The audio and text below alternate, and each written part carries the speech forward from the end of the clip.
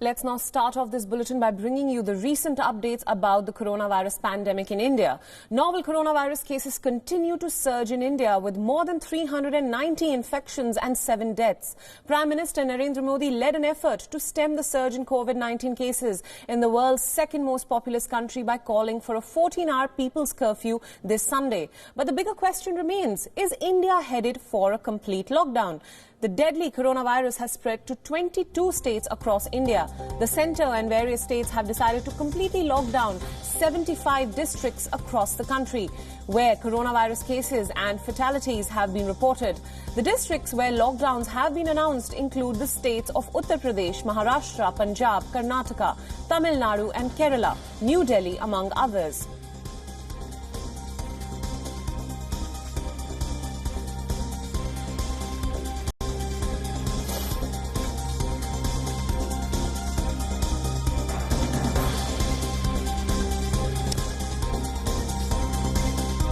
On your screens right now is a map that's showing you where coronavirus has spread. 80 districts have been locked down across different states in the country.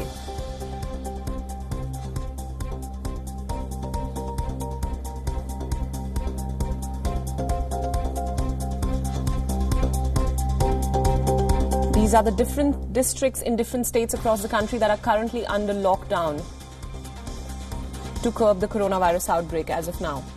Now, with COVID-19 cases increasing many-fold, the state governments have been given complete jurisdiction to expand and impose restrictions depending on their assessment of the situation. While a lockdown is a severe measure implemented in cases when outbreaks appear to be sliding out of control, let's now talk about what exactly happens in a coronavirus lockdown. In the event of a lockdown, a panic-like situation needs to be avoided at all costs.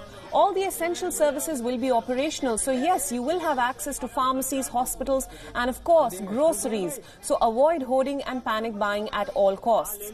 Many countries like China, Italy and Spain have enforced a complete lockdown. New numbers of infected cases have significantly been controlled in most of these countries.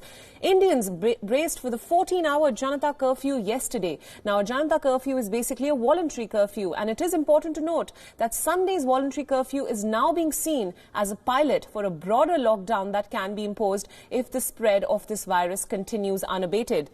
India has a generous lead time in preparing for the COVID-19 outbreak, but it is running out and fast. For a country like India with a large unorganized labour sector, this makes the challenge even greater. With 7 beds per 10,000 of the population compared to the 29 in the US and 34 in Italy, India comparatively has a weaker public healthcare system. To deal with such a challenge, all branches of government, the private sector and civil society at large need to work together.